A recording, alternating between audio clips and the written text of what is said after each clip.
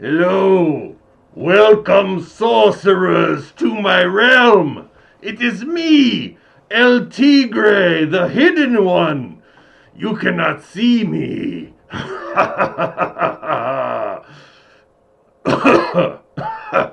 It is hard to breathe inside of this mask! Why do I have this hood on? Actually, it's just me, Sean, from Rule Zero, being weird. But I have a serious question that I've been thinking about recently. And that question is, does sorcery have a problem with its faceless avatars and its continued need to cover up this beautiful thing? We'll deep dive into that in this video and hopefully find some answers. You can share your opinions and thoughts in the comments as always. It's a divisive topic, perhaps. I don't know yet. I don't know if anybody's breached it yet. But I'm going to because, well, we'll get to that in just a moment. Let's go. So first things first. Before we dive into this topic, I want to kind of put out there that I absolutely love the game of sorcery. Anytime there's criticism of a thing that we love, and this is a mild criticism. I'm not going to be railing, pretending that this is an end of the world thing. Clearly, I'm here because I love this game. I'm making tons of videos. So I really just want to put that out there. And I show this screenshot right now because 4 months ago, I was kind of gaming adrift. I had quit playing Magic for almost a year at that point, except like very intermittently here and there. I wasn't happy with where things were going, but because of that, I kind of left my friend group. I didn't leave them on purpose, but we just didn't have as many reasons to get together. I wasn't going to my favorite local game store as much, who I adore, the store and the people in the store and the owners. So I started to feel, without even really realizing how important those things were to me, the social aspect, the person to person, the paper play, without even realizing how much I missed that stuff, I started to get more depressed. I've gained more weight, which I'm still working on now. There were a lot of things that happened in 2025 where this kind of shift for me started to begin, where my health and mental health started to decline. So, and a lot of that was tied to losing this thing that was very important to me, and my friends, and that I'd spent a lot of time and money on, going to tournaments, kind of making into part of my identity. Spending enough time to make a YouTube video or like YouTube channel, I guess, if you go back to my backlog of stuff. And so I show this video clip here, or this thumbnail here, because 4 months ago when this came out, I was adrift. And so without sorcery, and I don't think it's too ridiculous to say it, because since watching this video and getting into sorcery and falling in love with the art again, and by art again, I mean falling in love with hand-painted art again, the same way I did when I first got into Magic. Without sorcery, I wouldn't be like planning tournaments to go to in Philadelphia here in 8 months, and I wouldn't like the outpouring of support, the friends who've joined me in on this adventure. It's been so hopeful and like so awesome to experience a fantasy game again with sort of, I don't know, there's just so much to it. And I don't even know how to put words to it. Like I wrote a script, but I want it to come more from the heart with parts of this video, or most of it. And so I just want to make a lot of clarity, a lot of preamble, a lot of prologue to me criticizing this one thing about sorcery. And by criticizing, it's really more asking questions, because I trust the design team to Eric's Curiosa far more than I trust any other TCG team, right? These are people who, and sorry I couldn't get a better picture, but this was sort of like during the Ed Beard Dragon Lord signing, and I think these are all Eric's Curiosa team members who are getting to watch that opening.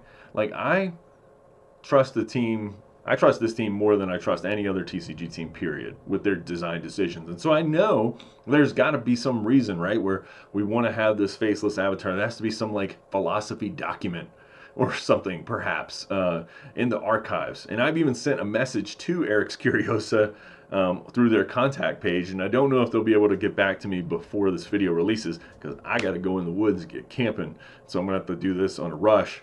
But if they do answer, I will let everyone know, and I'll maybe film a video follow-up to this. But for right now, what we're going to do is we're going to kind of look at what I consider to be potentially not a trap now, but if we make 10 to 15 avatars every year, and as we're going to kind of look at those, if we go 10 years and sorcery's still around like I know we all want it to be, there is a sense, especially if you just watch this upcoming Melissa Benson video that I'm gonna post a clip to right now, of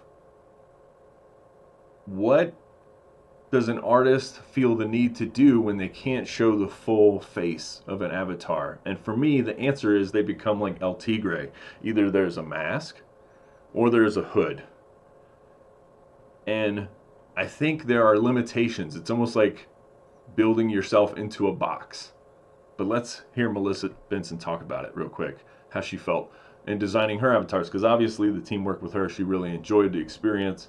But this is what got me thinking about it, watching this video. So without further ado. I'll do both of those. And the more I thought about it, the more I thought that it would be nice to have them show the similarity of them, but show the differences as well. And I wondered how I could do that. And I thought doing a mirror image would kind of help that out. I would have liked to have shown more of the face, but Eric was adamant that he didn't want to have the whole face shown. I had more of a partial face, trying to make a compromise there. No, he still didn't want that much face showing, so it got knocked down to what you see now. Eric also said that these creatures... Okay, so let's go ahead and look at the avatars here. We're just gonna go through Eric's Curiosa, which is an amazing website for all of your sorcery needs, trying to find cards, build decks, all kinds of fun stuff. But we're going to go alphabetically. These are all the sets. And initially, we're thinking, well, there isn't really a problem because I see lots of faces. And it's strange because there's these 4 glaring exceptions: Avatar of Air, Earth, Fire, and Water, that all have full faces. And I don't know if it's because they're elemental beings or some kind of... I don't know what the story is behind these particular avatars, but they do not have a hidden face, a mask, or even hats. I mean, they sort of have a crown of thorns and maybe mushroom head, or there's an octopus on one of them. So I guess they have sort of like hats. They're like natural hats. God's hat or whatever. But as we progress past that point, there's a sudden shift where everything has a mask. Look, here's El Tigre over here with Animist. Then we've got Battle Mage, kind of a more he's got sort of a mechanical looking face. We're going to assume that it's like a metal mask, but we also have the hood here. We've got Blade Dancer, hidden underneath, total blank shadow by Brian Smith. Cool art, 6 arms. Who knows what's going on with old Blade Dancer here. Corruptor's like the classic.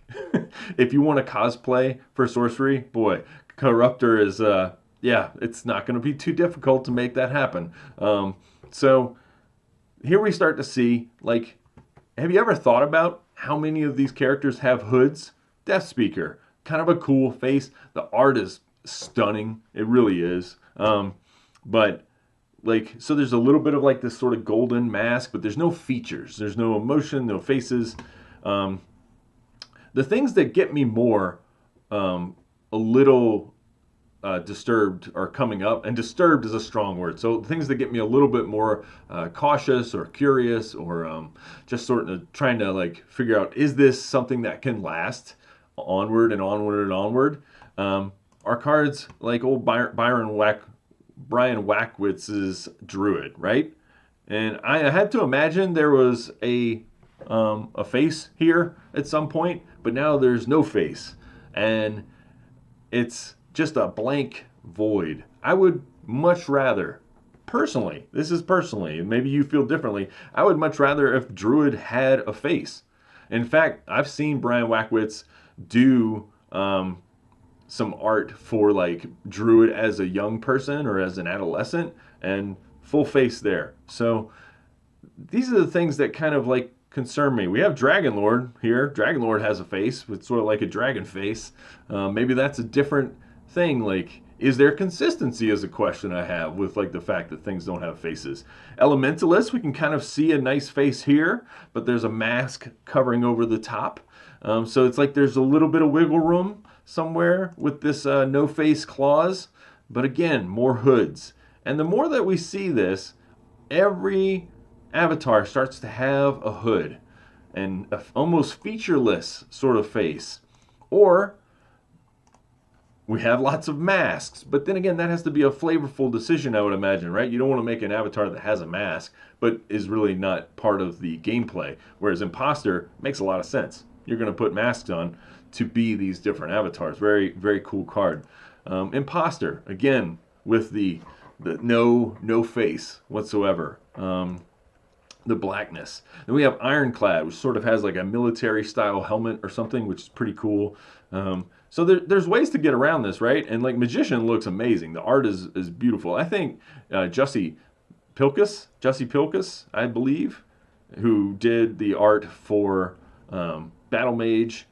Oh, I thought he might have done Death Speaker as well, because like the style. I was like, I feel like they've got it down, right? If you're going to do a no-face creature, they seem to have gotten a really good feel for how to do that, how to evoke like this really cool feeling. When I look at Magician, it looks like a cool avatar. But then we've got, more hoods. Necromancer, Pathfinder, Persecutor is hilarious with the Randy Savage hat. And there appears to be like teeth. So like maybe has no face underneath that. Even Realm Eater, which is just like a giant mountain, has a hood, which is funny. Then we've got Savior, Seer, Sorcerer, Spark Mage. Like Sorcerer and Spark Mage, look at these two avatars and tell me if you can see the difference. Because I can't. And I hate to say that, but like they're both done by the same artist, obviously, Francesca. But like I cannot tell the difference between these two avatars. And I guarantee if you put some of these other avatars up like that, it would be really hard to tell the difference. Like, what's the difference between old Corruptor and Death Speaker here? After all, maybe one just has a flashlight on his face, like, I am the leprechaun. But then, like, another one doesn't, right? And so, if we stretch this out, that's my only thought. My only question, really, is like, if we stretch this out, is there a way that we can continue to show something unique or interesting or different with these avatars where they don't kind of look the same, Like I know that we're supposed to identify with them, but I find that having faces doesn't prevent that for me. And I want to go show some examples of art and cards from another game. Sorry, I know we're going to Magic Town because I just happen to know a lot about Magic Town, and there are a lot of things Magic does wrong, but I want to show some legendary creatures from Magic that sort of speak to me, that come from like a broad spread of types of creatures, and show that like you don't need to have a faceless figure to identify with a character. And I wonder if the reason they show the face is because they don't want to create a cast of sort of, immortal planeswalkers who travel the realms, and now all these things have to have backstories. Like, we don't really need to have backstories currently for Seer and Sorcerer and stuff like that, and maybe that's intentional, or maybe there is backstory and we don't know it yet. I don't know what they're cooking up over there at EC. So anyways, let's look at what I think are some really cool arts that could be really cool style avatars if we were allowed to have a face. Because there's a lot of things you can't do when you can't have a face. And this is proof that you can do a lot. But notice, again, how many hoods, how many masks, almost all of it. Hoods and masks or funny hats.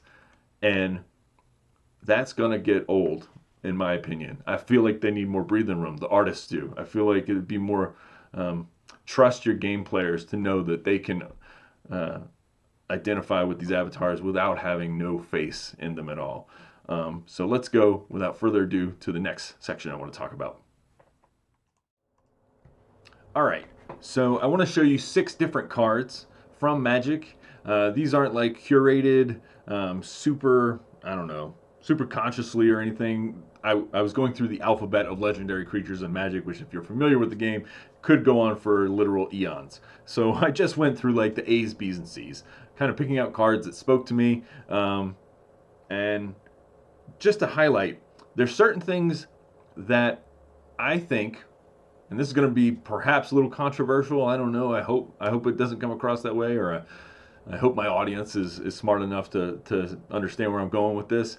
But I think it's important to have a variety of avatars, skin color, gender, like historical background. Like, if we're going to go into Viking world, and we're going to go into Egyptian world, and we're going to go into who knows where world in the future, there are very specific sorts of head garb, all kinds of like helmets. There were bald people. Like, if we can't have a bald person in sorcery. You know why? Because they will have no face, and it would just be like a round little wooden doll that artists use to draw people instead of an actual creature or avatar. It would just be, it would be almost silly to even think of that in current sorcery terms, and I think that's a problem. So I just wanted to show some iconic sort of arts from this other game, and we don't have to name it. We can pretend it didn't happen after this is over with. But the art is what drew many of us into Magic. I think it's what drew Eric Olofsson into Magic. And so let's look at the kind of things we can show if we have a lack of hoods, a lack of masks. Here, Braid's Cabal Minion. One of the most famous sort of legendary creatures from that other game, because there's just sheer madness shown in this Eric Peterson art. No one can look at this and say, that's an avatar that feels dangerous. Like, I don't know where we're going, but it seems like it's going to be a scary place. And it does what the card itself is very scary in Magic terms, and we're not going to go over that. But just imagine in Sorcery World having an avatar that looks similar to this. There's going to be a certain subsect of players, maybe myself included, who are willing to go along for a quite dangerous ride. I also think warriors are kind of lacking in the avatar thing, because we have all these robes, right? And we associate robes, and of course it's called sorcery, right? But who says a little tiny brutish man? I've always thought he was tiny. Those are dinosaur eggs behind him, not regular like chicken eggs. But I always laughed and imagined to myself that Cheville here was like 4 inches tall and just like crushing chicken eggs all over. He just hated chickens for some reason. Anyways, that's a story for another time. But just imagine we've got like this sort of like brutish, like, you know, alpha dude or whatever, and he's got magic to him as well, right? But it's a different, more aggressive style of play. That's going to draw in a certain sect of players as well. And we can do that because he's not, I mean, we could do that with like helmets and stuff like that, like we have with Battle Mage and stuff like that. But I think being able to show like this sort of stoic, mustachioed, gruff face, looks almost like a Jesse Ventura or something, and like that's gonna be more evocative than just like metalhead. Because we've already got a metalhead. So how many more metalheads are you going to draw? You got Ironclad and Battle Mage, and then we're going to have like Steel Dome and, you know, Cobra Commander. I don't know, like the sorcery version. Also, representation. It's important to me. And I know some people in the comments are going to be like, woke. Well, if you feel that way, then you can feel that way, but you probably should not watch my videos, I'm going to be honest. This was one of my favorite commanders when it came out, and it's from an artist that Magic no longer works with, which is its own sort of tale to spin, but Sorcery works with this artist and their brother, and I think some of their art is some of the most evocative, kind of creepiest art around, and Aminatu here was, I mean, just... There's a lot of questions. There's a skull sort of like tattooed on the forehead. Very sort of stoic look. Like, it just evokes in me a ton of questions of like this little girl. How did this little girl become an avatar in the realm? If I'm just imagining them in a sorcery context, right? So I think that in itself, right, it just begs questions. As soon as I look at the art, it makes me feel something for like this little girl. Is she scary? Is she like totally in control?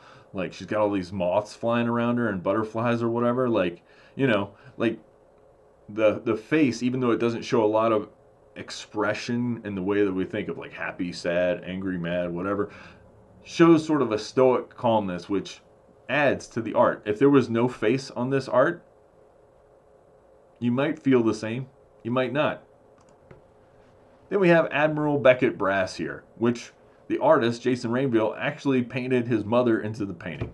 Now, obviously, like sorcery, we can do this with creatures, right? We have, you know, plenty of pirates and other random creatures that people use models for. I know Drew Tucker used models for like some of his art. I'm sure many of the artists did. So they can have faces as minions in the game. But Beckett Brass, something that Magic did well with Commander, I think, was to create legends that sort of beg you to play, beg you to enter their world. And there's a personalization aspect to deck building that can come from that. And I love Beckett Brass here. I mean, it was the artist's mom, and now she's a pirate captain, which, you know, in the real world she can't be, but in this game she can be. And there's so much chaos and nonsense happening in the art behind Beckett Brass while she just kind of like smiles off into the distance like, aha, I made it. It just begs, it made me want to play the Commander. And I would love to see something like that for sorcery as well. An avatar, if we're going to do pirates in the future, don't give me a no-face pirate. Give me a pirate that is like got some like weird scars or something, and we're gonna get to a character like that that you classic Magic heads will appreciate. Aaron the Relentless totally looks like a pirate. I played the heck out of this when I was young. It's got them sort of like baby blue eyes. It's dangerous, but you know, you're still drawn in. Going on a ride with Aaron is going to be super exciting here. And weird, he has like no symbols on his head garb. I don't really know what's going on with that.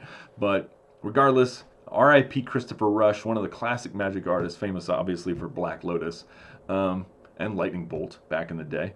But Aaron the Relentless here is just such a cool card. Tells a story. His face literally tells the story. It's the whole art. There's nothing else in the art except for the weird head garb.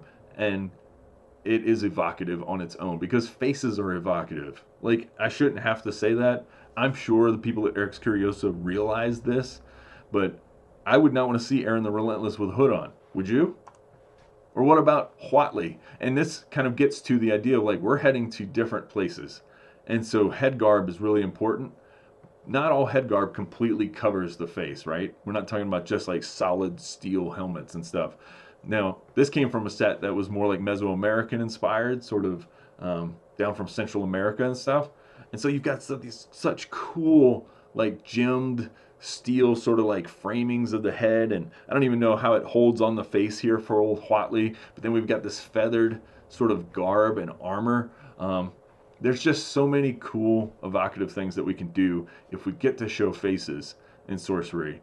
And have representation too, because this game is super white. That is a criticism that I heard and I think is valid. I'm going to go with it. I think it's valid. I'm not saying there's anything wrong with white people. Jesus, let's not go there, all right? We're not going to get too political, hopefully, with that.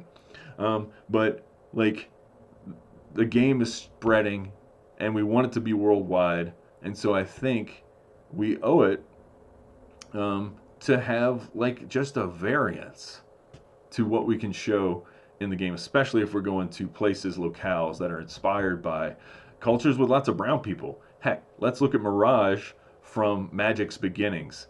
And we won't go there on this page, but just look up the set Mirage, set in like an African-based sort of theme. And of course, it's got like a magic name to the realm, but it's almost all black people in Mirage. And that set is got some of the most stunning, beautiful art of any Magic set ever. And I would love to see that happen with sorcery, but it doesn't happen if we have avatars who are totally faceless. At least, like, it won't happen for the avatar flavor. Obviously, we can work with the minions and stuff like that where we can show plenty of faces. But I would like to see the avatars have faces too. And I'd be really curious to see what your thoughts are on this matter as we start to wind down this video. Am I crazy? Am I going too far? I'm not trying to be, oh, the sky is falling, because it's not. The game's in a great place. It's fantastic. I just think about like 10 years down the future. I don't want to see like my 87th, and actually more than that. If we go, let's do some quick math here. Let's go ahead and just pop on the calculator real quick. If we get 15 avatars per year times 10, well, that's 150. I don't even need the calculator. Do you want to see 150 more hooded featureless characters as avatars? Leave it in the comments below. And until then, I will see you contesting the realm on another day, hopefully next Tuesday when I get back from my warded adventure, where we'll talk about some other wild and crazy topic, or maybe have a new deck tech that'll be enjoyable for you. Thank you so much for watching. Please like, subscribe if you enjoyed this content, or if it made you froth with anger. Don't like and subscribe, but maybe pass it on to somebody else. I'll see you then.